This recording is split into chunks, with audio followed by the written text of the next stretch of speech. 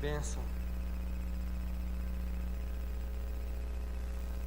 Você já passou por algumas situações não desejadas em que você diz, puxa, só um milagre. Ou, tá difícil, né? Não tem saída.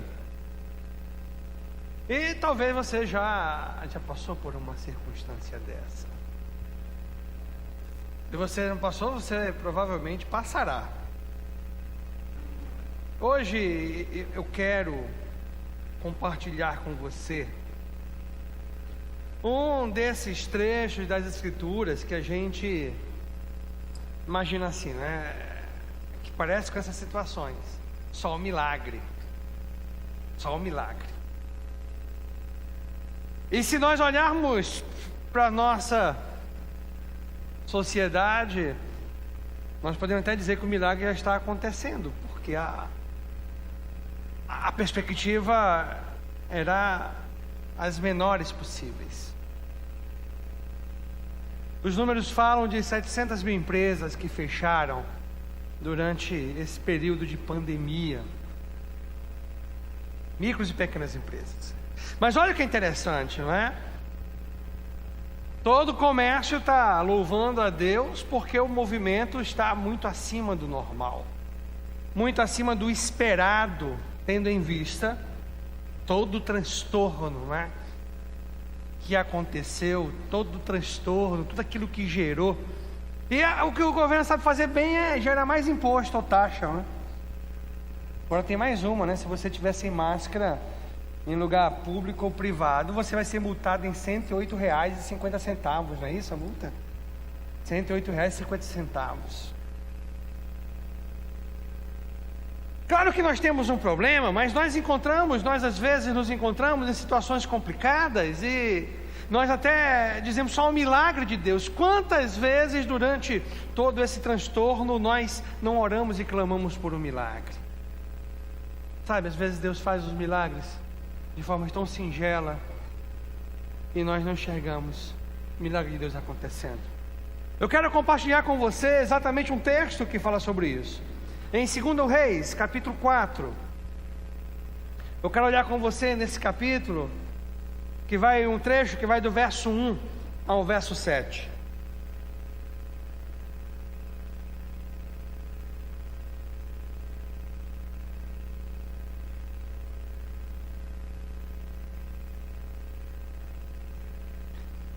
E olha o que diz o texto a partir do versículo 1. Certa mulher, que era viúva de um dos membros de um grupo de profetas, foi falar com Eliseu e disse: o meu marido morreu. Como o senhor sabe, ele era um homem que temia Deus, o Senhor. Mas agora um homem a quem ele devia dinheiro veio para levar os meus 2 filhos a fim de serem escravos, como pagamento da dívida. Eliseu perguntou: o que eu posso fazer por você? Diga, o que é que você tem em casa? Não tenho nada, a não ser um jarro pequeno de azeite, respondeu a mulher. Eliseu disse: vá pedir que os seus vizinhos lhe emprestem muitas vasilhas vazias. Depois você e seus filhos entrem em casa, fechem a porta e comecem a derramar o azeite nas vasilhas. E vão pondo de lado as que forem ficando cheias. Então a mulher foi para casa com os filhos, fechou a porta, pegou o pequeno jarro de azeite e começou a derramar o azeite nas vasilhas, conforme os seus filhos iam trazendo. Quando todas as vasilhas estavam cheias, ela perguntou se havia mais alguma. Essa foi a última, respondeu um dos filhos. Então o azeite parou de correr. Ela foi e contou ao profeta Eliseu. Aí ele disse: venda o azeite, pague todas as suas dívidas. ainda vai sobrar dinheiro para você e os seus filhos irem vivendo. Está parecendo um pouquinho com a sua história, não é? O que você tem em casa? Nada. E era tão pouco o azeite que ela tinha, que a primeira coisa que ela disse, nada. Ela precisava de um milagre. Há muitos momentos em nossas vidas que será de um milagre que nós iremos precisar. Eu quero conversar com você sobre o milagre de Deus, sobre os milagres de Deus em nossas vidas. Assim como Deus cuidou dessa viúva, Deus se importou com a necessidade da sua filha, da família dela. Meu irmão, Deus também se importa comigo e com você. Esse Deus que nós servimos é um Deus que cuida da gente. Quantas pessoas não olharam diante dessa dificuldade? Quantos empresários não olharam diante de todos esses problemas? E eles só se apegaram numa coisa, em Deus. E até imaginavam, não tem perspectivas, não tem muita esperança, ou quase nada. Mas Deus, se Deus é o que nós temos, tenha certeza que você vai ter mais do que você precisa, porque Ele cuida de você. Às vezes Ele deixa ali para ver o tamanho da nossa fé, para ver até que ponto nós confiamos. Se nós vamos continuar confiando, porque é muito fácil, nós estarmos com a confiança em alta quando os momentos são bons. É muito fácil estarmos com a confiança em alta quando a crise está passando longe da gente, quando o desemprego pega o outro. Mas é quando nós passamos por momentos de dificuldades, por momentos difíceis, é nessa hora que nós enxergamos o tamanho da nossa confiança. Se nós continuamos firmes e inabaláveis, ou se nós balançamos, o milagre de Deus vai acontecer. Mas acontece no momento certo. Você precisa entender que nós estamos falando de um período político da nação de Israel precário. Os valores totalmente destruídos. A nação havia sido destruída. 2 profetas que Deus usou nesse período, Elias, que antecedeu Eliseu. Eliseu era o servo de Elias, e depois que Elias foi levado pela carruagem de fogo, agora Eliseu. Eles viveram em tempos difíceis, em tempos de dificuldades econômicas, em tempos de dificuldades morais, em tempos de dificuldades políticas. Parece com o que nós vivemos hoje, não é? Foram momentos apertados de dificuldades. E ali existiam escolas de profetas, os comentaristas das escrituras mais conhecidos, de nomes elevados. Eles costumam falar que existiam escolas de profetas, onde pegavam aquelas pessoas que tinham o dom de profecia, e ali ensinava música, e falava da história do povo judeu, do cuidado de Deus na história para com os mesmos, que existia o Pentateuco.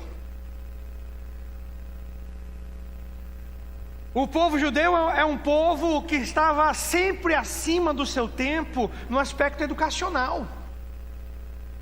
Na verdade, apesar de tentarem colocar nas nossas cabeças e colocarem na sociedade que evangélico é sinônimo de ignorância, essa é a maior ignorância que pode tentar colocar em nossas mentes.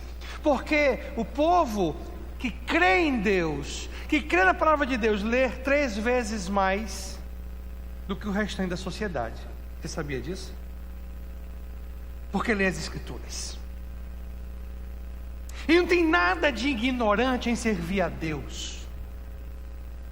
Existe uma outra igreja, não é a maioria, não é, estou muito longe de ser mais da metade, que deturpa a palavra, não é? Mas existe muitas pessoas que são conhecedoras das Escrituras, que estudam as Escrituras. E ali eles tinham essas escolas de profetas. E aquela viúva teve essa complicação, né? A questão da escravidão. Isso não foi inventado pelos africanos, né? Que na verdade os colonizadores europeus traziam da África para a América. E na verdade os escravos eram aqueles povos derrotados. É importante você entender isso, né? Eles eram escravizados na África e vendidos para as Américas. Era assim que acontecia. As nações, as tribos vencedoras escravizavam as tribos derrotadas. Era exatamente assim que acontecia. E agora tem um dilema, porque no período antigo tinham duas situações principais que poderiam resultar na escravidão de uma pessoa. A primeira era o povo dominado, o povo vencido numa guerra. A segunda era dívida. Mas mesmo assim tinha todo um cuidado, uma regra, não da forma que nós olhamos mais moderna, não é? Se espalhar pelas Américas, não. Tinham regras, não é? Os escravos tinham direitos, os donos eram responsáveis pelos mesmos. E tinham até parâmetros, como por exemplo, um judeu, ele ficava 6 anos escravo, o 7º era libertado. E depois do 7º estava livre. Mas olha o que é interessante. A viúva foi procurar Eliseu. Gente, diante de uma dificuldade, primeiro ponto que eu quero compartilhar com você: procure ajuda no lugar certo. Procure ajuda no lugar certo.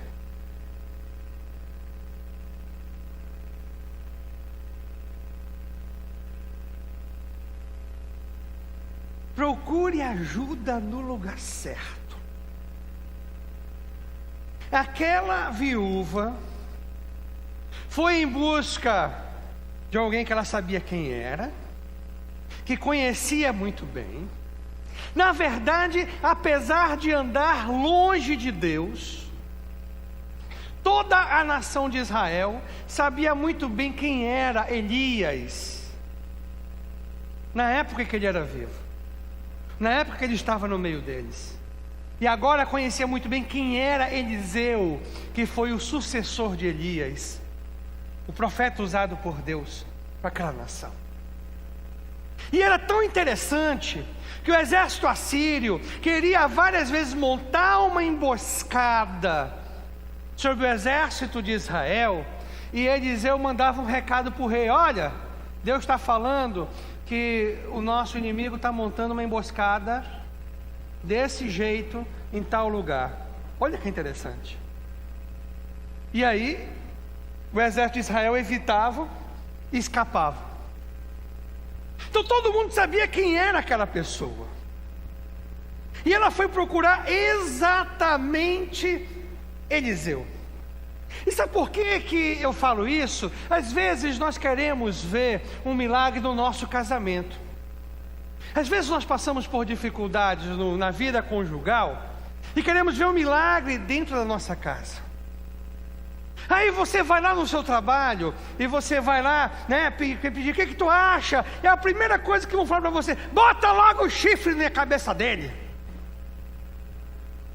Acaba logo com isso. Para que ficar casado? Para quê? E o negócio ficou tão banalizado que o divórcio virou uma coisa muito banal, não é? Deixa eu fazer uma pergunta para você. Quem foi que ajudou essa mulher? Foi Eliseu ou foi Deus? Foi Deus. Mas Deus fez isso através de Eliseu. Deus usa pessoas para ajudar você. Deus usa pessoas que dão conselhos, instruções, baseado na palavra, baseado nos ensinos de Jesus. Não são conselhos simplesmente de pontos de vista humano. Não são conselhos baseados numa filosofia humana, mas são conselhos ali do que Deus fala nas Escrituras, na sua palavra. Sabe que às vezes qual é o problema? Às vezes nós não vamos buscar conselho em pessoas maduras na fé, não é? Pessoas que conhecem as Escrituras, porque a gente quer ouvir uma coisa diferente, não é? A gente não quer ouvir um puxãozinho de orelha. Às vezes a gente quer compartilhar, mas a gente está com a decisão no coração. Uma vez uma pessoa chegou comigo e disse: espera aí, você está me comunicando ou está pegando um conselho? Porque a passagem está comprada. Então não é um conselho que você quer, você está dizendo, não é? Pastor, eu estou pegando o beco. Amém, que Deus abençoe você. Mas às vezes nós queremos ouvir aquilo que é agradável. Olha, conselhos de Deus são conselhos de Deus, mesmo que não agrade o seu coração, ouça-os. Eles vão fazer bem para a sua vida. Segundo ponto que eu quero compartilhar com você. Olha o que é interessante. Eliseu perguntou: o que é que você tem na sua casa? Era tão pouco o azeite que ela tinha, que disse: nada. Mas peraí, tem uma vasilhazinha, uma vasilha pequena de azeite. Como fala o manuzinho, uma vasilhazinha de azeite. Uma vasilhazinha pequena, pequenina em casa. Era tão pouco que ela tinha que ela disse: nada. Aprenda uma coisa. Segundo ponto: Deus vai fazer o milagre através do que você tem em suas mãos. Deus vai fazer o milagre através do que você tem em suas mãos. Olha que interessante. O azeite era uma necessidade básica daquela cultura. Não existia o agronegócio naquele tempo. Não existia a industrialização moderna como nós temos hoje. O azeite era um dos elementos básicos dos povos antigos. E o azeite, que é o fruto da oliveira, né? Aquela azeitona. Isso mesmo, o azeite é feito da azeitona. E é interessante, olha que interessante, é tão importante o azeite, que eles pegavam as azeitonas, colocavam na prensa, que geralmente era de pedra. Aí tinha todo o caminho. Olha, o povo antigo sempre foi um povo inteligente, tá? Você ia querer achar que a sociedade moderna é mais inteligente. Eu acho que nós somos mais burros do que eles. Eles eram inteligentes. E eles faziam todo o processo, né? Que espremia, de esmagar a azeitona. E é o esmagar da azeitona que dá um azeite. Esse azeite de oliva que você consome. E a primeira vez que a azeitona é imprensada, sai o azeite de melhor qualidade. Você já viu na embalagem? Azeite de primeira prensa. Isso quer dizer o quê? Que foi a fruta, a azeitona, foi imprensada na primeira vez que ela foi imprensada, saiu aquele azeite que está naquela garrafa. É isso que significa. É isso que significa. Mas era tão importante o azeite que eles aproveitavam mais. Eles imprensavam aquele bagaço que ficava por uma segunda vez. Aí ia dar um azeite de segunda qualidade. Mas não parava aí. Eles imprensavam uma terceira vez.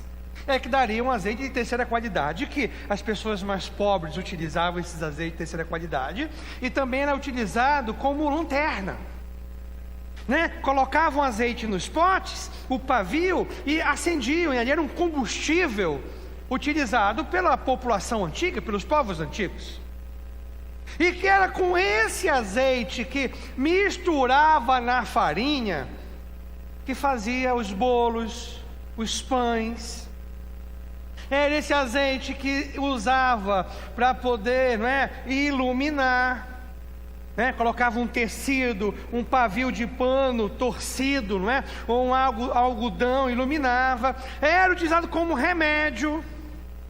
Até com produto de beleza, viu, minha irmã? Tá feio o seu rosto aí, passa um azeite que talvez melhore.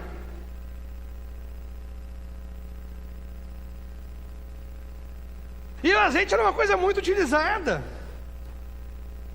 Agora, olha o que é interessante. Quando nós olhamos para os problemas, nós não vemos saídas.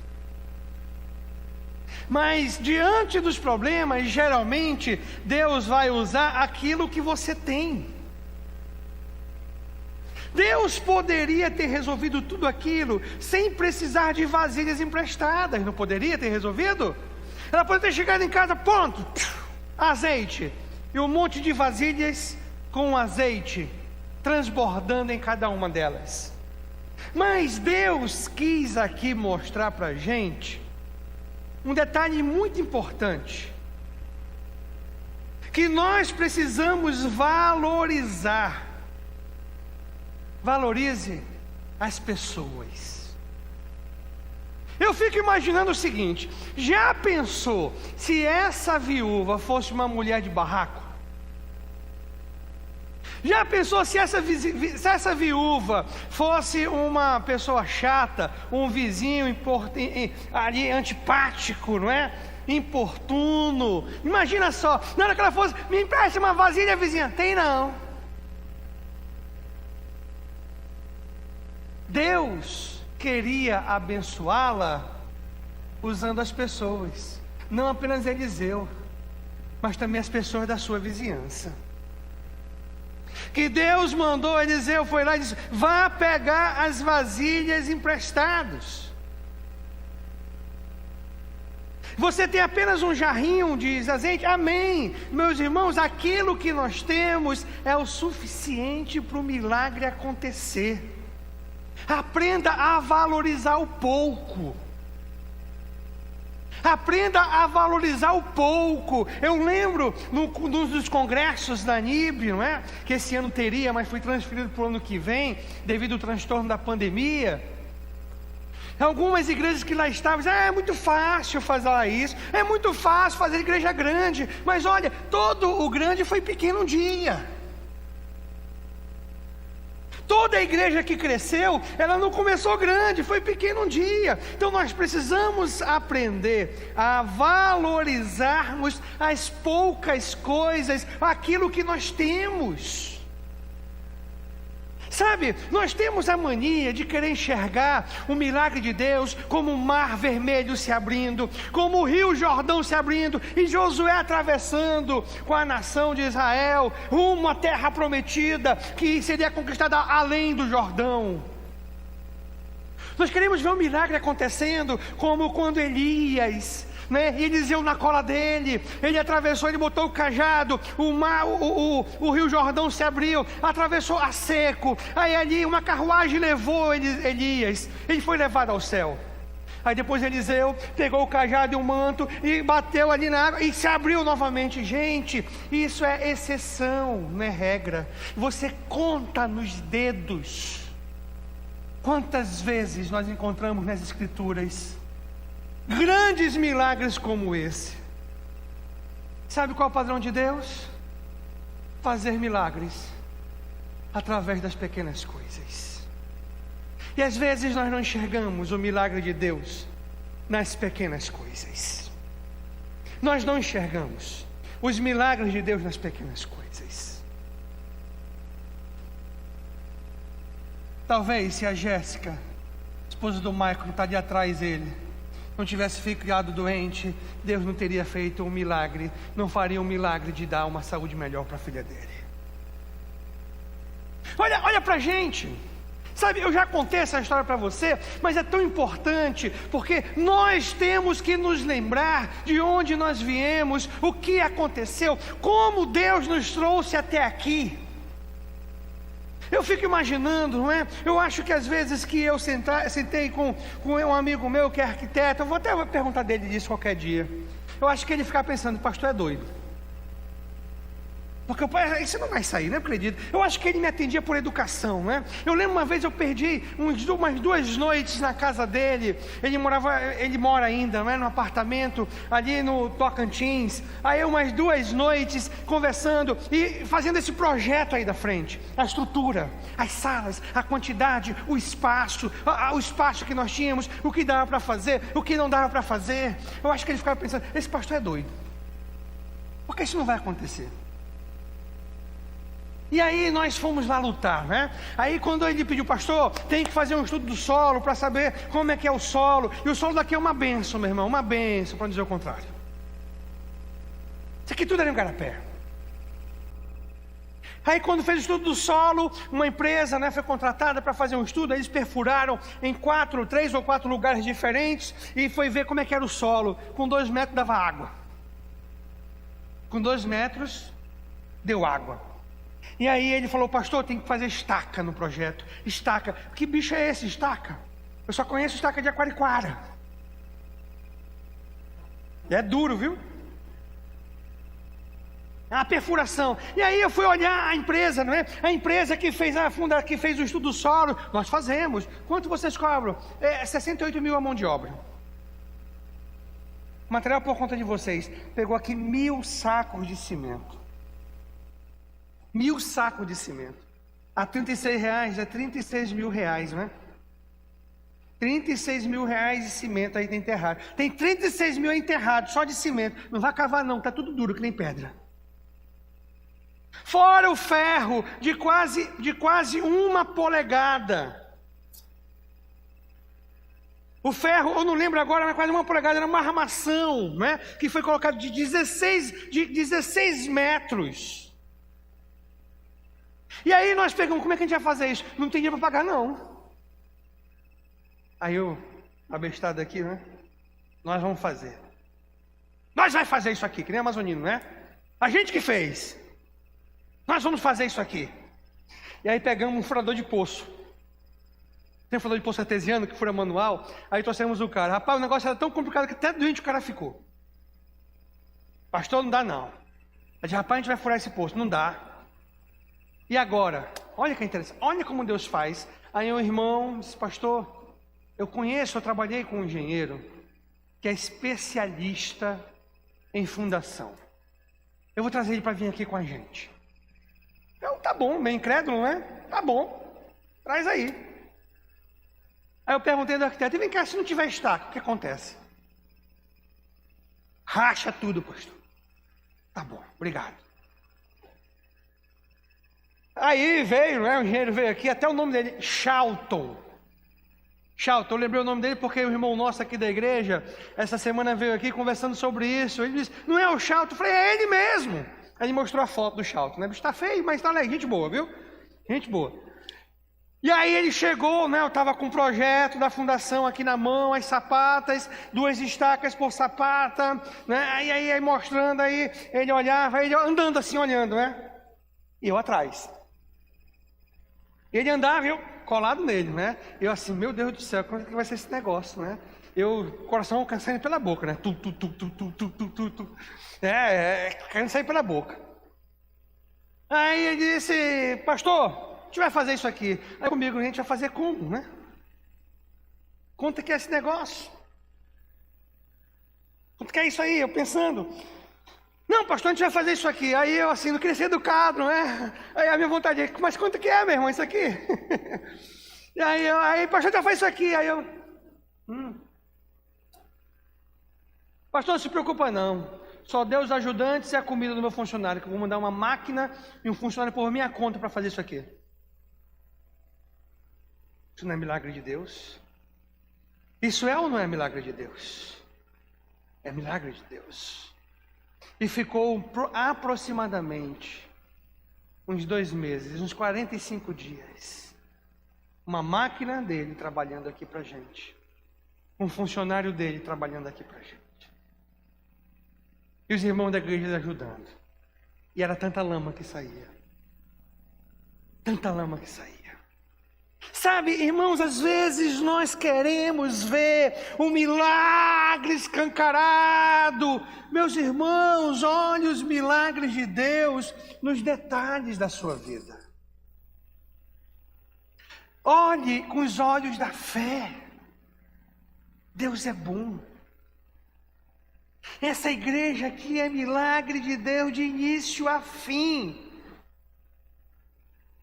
De início a fim, até esse momento, nós enxergamos os milagres de Deus o tempo todo.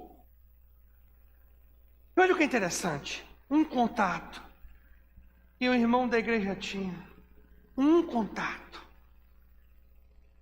Às vezes Deus usa as pessoas e nós não enxergamos isso. E nós não enxergamos. Por isso que você precisa ser uma pessoa de fácil trato, não é? Tem pessoas que são difíceis. Seja uma pessoa de fácil trato. Seja uma pessoa que facilita as coisas. Não seja uma pessoa de difícil convivência. Porque é através de relacionamentos que Deus usa as pessoas e consegue aqui uma consulta, consegue aqui um emprego, é uma indicação, aí vai trabalhar com a pessoa. É assim que acontece. É assim que acontece. Deus usa as pessoas, muitas das vezes, para nos abençoar. Eu lembro, quando meu pai foi transferido para servir no Rio Grande do Sul. Aí foi eu, acompanhei meu pai, minha mãe, não é, meu irmão mais novo, e meus irmãos mais velhos, dois mais velhos ficaram estudando, e um já trabalhava, o outro fazia faculdade. E aí, né, imagina um barezinho naquele frio do Rio Grande do Sul, meu irmão. O negócio é sério, viu? 3 graus abaixo de zero. Barezinho lá. Teve uma vez que eu tinha que ir para aula de manhã, que eu dormi com a coberta. Meu irmão, a coberta não deu jeito, viu? Tinha que ser 2. Tão frio que estava naquela manhã. Aí quando eu acordei, né, minha mãe, meu filho, está na hora de ir para aula, tu não ia para educação física hoje? Na hora que eu tiro aqui, meu irmão, aquele bafo frio, eu coloco de novo. Ou não? Era frio mesmo. E aí eu lembro que nós voltamos e meu pai ficou porque estava tudo certo, ele ia voltar no final do ano, e a minha mãe preocupada com os outros 2 filhos, aquela preocupação de mãe, não é? Depois tudo vai embora. Naquela preocupação de mãe. Mas voltamos e meu pai ficou. E aí o negócio demorou, não saiu a transferência como estava previsto sair, e ficou, e passou 1 ano mais. Era apenas 3 meses, mas agora ficou 1 ano e 3 meses. Além do que ficaria. Aí teve o dia, meu pai sustentava lá, meu pai pagava um aluguel lá e mandava o salário quase todo aqui para minha mãe. Aí ele começou a morar no quartel, né, para mandar o salário para minha mãe, para pagar as contas. E teve uma vez que ele pegou e pediu para o amigo, ó, deposita isso aqui para minha esposa. Era 90% do salário dele. Naquele tempo não tinha aplicativo. Você não fazia transferência pela internet, né? Você tinha que ir no banco. Não tinha nem caixa eletrônico. Tinha que enfrentar a fila de banco. Quantas vezes eu não fui para a fila do banco no dia do pagamento do meu pai para guardar lugar para ele? Ixi, várias vezes eu fiz isso, quando eu era adolescente. Aí vai para o banco, me espera lá que eu vou chegar na hora do almoço lá. Aí lá ia eu para o banco esperar o meu pai. Era bom cair alguma coisa sempre, entendeu? Sempre caiu alguma coisa nessas horas. E aí o cara chegou no trabalho no quartel lá, amigo do meu pai, e disse, puxa, eu fui roubado. A gente tem dúvida se ele foi roubado ou se ele roubou, entendeu? E aí agora? E a minha mãe agora? Tem a prestação da casa para pagar? Tem luz? Tem água? Tem a alimentação do mês? E agora? Aí eu lembro que a minha mãe, enquanto morou no Rio Grande do Sul, fez um monte de curso no Senac. E um dos cursos foi de pão caseiro. Na minha adolescência ninguém comprava pão, minha mãe fazia pão. Ela fazia pão pra gente. Aí minha mãe tem uma ideia.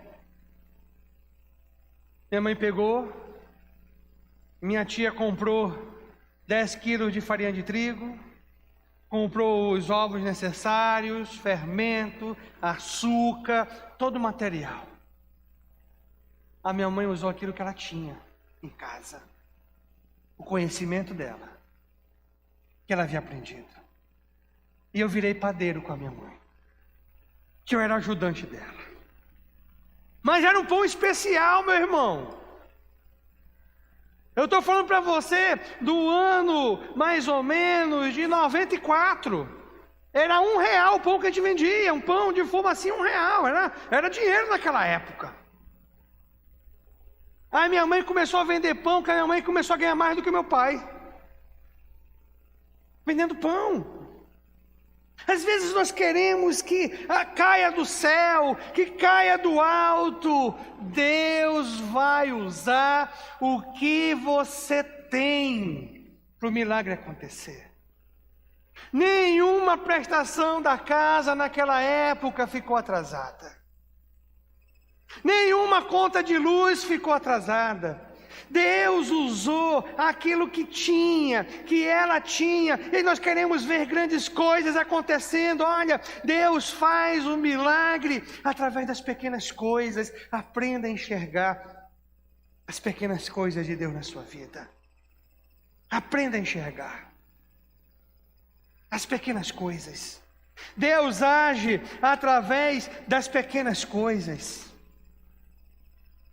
E como nós lemos no texto, Eliseu disse para aquela mulher: vai lá pedir aos seus vizinhos que lhe emprestem muitas vasilhas, vazias. Depois você vai lá com seus filhos, se tranque em casa. E aí, conforme nós lemos, foi enchendo as vasilhas, pegou, a vasilha pequena, um pouco de azeite e começou a derramar nas vasilhas vazias. E o milagre aconteceu. Terceiro ponto que eu quero compartilhar com você, sobre o milagre de Deus. A respeito dos milagres de Deus, somente confie em Deus. Confie em Deus. Confie em Deus.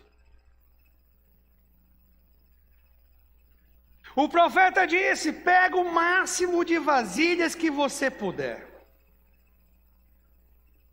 Sabe qual é o erro que nós cometemos? Nós queremos começar no alto. Nós queremos começar lá em cima. Eu vou dizer para você uma coisa: a cidade de Manaus é uma das capitais mais fáceis de ganhar dinheiro do país. Porque você coloca um churrasquinho na rua, bota uma tenda, bota ali uma coisa, aí faz um fogo, o pessoal começa a comprar. Aí fora, o pessoal desconfiado fica: rapaz, isso não é urubu não? Será que isso é carne mesmo de gado? Será que isso não é de cachorro não? Será que isso não é gato? Aqui, meu irmão, o amazonense está comendo a coxinha de urubu e ainda bota a farinha. Que coisa gostosa! Quer nem saber de onde veio. Não é verdade? Só que tem um problema: as pessoas às vezes querem começar por cima, não é? E o que você precisa? Aí está lá a lista. Meu irmão, vamos aqui no LG. Não, eu só compro o novo da Bemol. Se não for na Bemol, não quero comprar, porque lá troca fácil. Eu acumulo pontos na Bemol. Quer começar por cima, quer começar alto. São através das pequenas coisas, das coisas fáceis, das coisas simples. Das coisas simples. Eu lembro uma das maiores pizzarias aqui de Manaus. Coincidentemente, eu conheço a história de como começou. Porque um amigo meu foi usado para ajudar, era um amigo dele, não é? Um amigo dele que é o dono. E aí ele foi simples, não é? Aí o negócio começou a crescer um pouquinho. Aí ele disse: meu amigo, eu preciso comprar um freezer que o meu tá pequeno, me ajuda aí. Compra no teu nome que eu vou pagando por mês. E esse meu amigo comprou para ele. Aí foi para um lugar pequeno. Eu até cheguei a ir nesse lugar no ano de 2007. Quando nós morávamos no Paraná e vimos aqui passar uns dias de férias em Manaus, aí esse amigo levou, a gente levaram uma pizzaria de um amigo meu que está montando, né? Aí ficava ali na João Batista, numa galeria de loja, bem pequeno local. Hoje está enorme. É a pizzaria Guioto que fica ali no Parque 10, Parque Laranjeiras, enorme, cresceu. Mas tudo começa devagar. Deus vai usar o que você tem, não é o que você não tem, é devagar. O problema é que as pessoas querem evitar os primeiros degraus, já querem começar lá no último degrau. Não, meu irmão, é devagar, é devagar. Agora, você sabe qual foi a quantidade de vasilhas que ela e os seus filhos conseguiram levantar na vizinhança? Você sabe? O texto não diz, mas eu imagino. Foi o tamanho da fé deles, o tamanho da confiança deles. Você imagina só: mamãe, eu trouxe essa vasilha. Não precisa mais não, tá bom, já tem muita. Eu ia ficar chateado. Depois que eu enchi a última vasilha, tem mais, não tem mais não. Acabou. Por que não tem mais? Por que não trouxe mais, ué? Então, na verdade, a quantidade de vasilhas era o tamanho da fé que eles tinham. Era o tamanho da fé que eles tinham em obedecer o que o profeta usado por Deus tinha falado.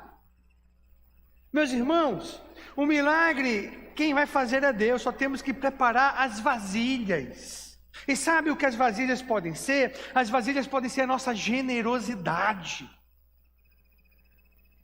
Está tendo um curso de finanças muito legal, domingo de manhã aqui na igreja. Mas vou dizer para você uma coisa: você quer ser abençoado financeiramente? Seja generoso na obra de Deus. Pratique a generosidade. E às vezes pessoas que passaram muitas privações quando criança, na adolescência, na juventude, aí quando as coisas melhoram um pouco, sabia que elas ficam com aquele medo, aí se eu contribuir, se eu der, será que não vai faltar aqui? Se eu der, olha, seja generoso. Sabe o que também pode ser as suas vasilhas? A sua disposição, arregar-se as mangas, não é? E bote a mão na massa. Agora tome cuidado para o trabalho não se tornar o seu Deus. Porque às vezes tem pessoas que têm um negócio próprio e em vez de administrar bem o seu tempo e permite que aquilo ocupe totalmente o tempo. Olha, quem vai abençoar você é Deus. Sim, você tem que trabalhar, você tem que colocar a mão na massa, mas não adianta você se enfiar no trabalho e esquecer desses momentos. Você deixar o seu grupo de oração de lado. Você deixar os seus momentos com Deus, o seu comprometimento com Deus, não adianta, é em vão. Tem gente que tem tão pouca fé que tem que abrir loja de domingo a domingo. Isso é falta de fé, não confia que Deus vai suprir, né? Deus vai dar, a nossa vida tem que ter equilíbrio, sim, muita disposição, mas não esqueça de Deus na sua vida. A nossa vasilha são a nossa confiança. É a nossa confiança em Deus, né? E estamos ali no Senhor. Olha, você pode ser a pessoa mais inteligente que existe no meio do seu convívio social. Você pode ser a pessoa mais empreendedora, cheia de ideias. Se não tiver a bênção de Deus, não adianta de nada. De nada, de nada. É da bênção de Deus que precisamos. Confie em Deus. E olha o que é interessante, para nós terminarmos. O profeta disse assim: pegue as vasilhas, leve para sua casa, quando chegar com seus filhos, tranque a porta. Quarto e último ponto que eu quero compartilhar com você. Quando os milagres de Deus estiverem acontecendo, não precisa você ostentar. Não precisa você ostentar. Sabe o que é ostentação é você começar a mostrar. Você começar a querer chamar a atenção através das coisas que você tem. Não precisamos ostentar. Tem pessoas que começam a melhorar um pouquinho, daqui a pouco, só como se for picanha. Aí o irmão convida, vamos ali comigo, ali no Shopping Leste, vamos ali no Shopping Leste comer um negocinho. Eu só vou no Adolfo, picanha do Adolfo. Só como picanha importada, tem que vir lá da Argentina. Eu até vou no Picanha Mania, mas daí pra cima. Aí, irmão, vamos ali na frente do produtor, tem uma churrascaria top, não é? É muito legal. Não, só picanha. Não como mais bisteca. Quer de ser abestado, meu irmão. Não perca a sua simplicidade. Não perca, essa simplicidade é importantíssima. E olha o que é interessante, Deus deu azeite que foi o suficiente para pagar a dívida, que era o milagre que ela precisava, ainda sobrou mais para ela e para os filhos. Você está buscando o milagre de Deus na sua vida? Deus quer fazer um milagre na sua vida. Talvez o milagre está diante de você, mas você não está enxergando as coisas singelas da vida. Você quer ver aqueles grandes acontecimentos? Deus faz milagre nas pequenas coisas. Queria orar com você sobre esse milagre de Deus. Vamos juntos? Baixe sua cabeça. Então vamos juntos orar. Baixe sua cabeça. De cabeças baixas.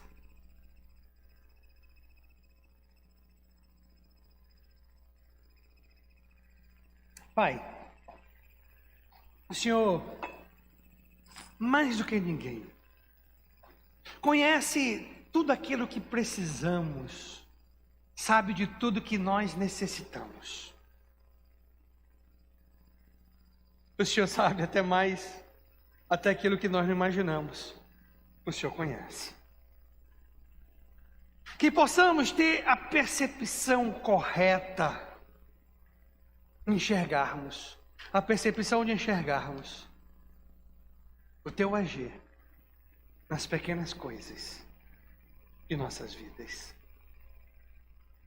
Que o Senhor nos abençoe, que o Senhor nos guarde, que o Senhor nos dê forças e que possamos enxergar o Teu agir em nossas vidas. No nome de Cristo. Amém. Vamos em pé?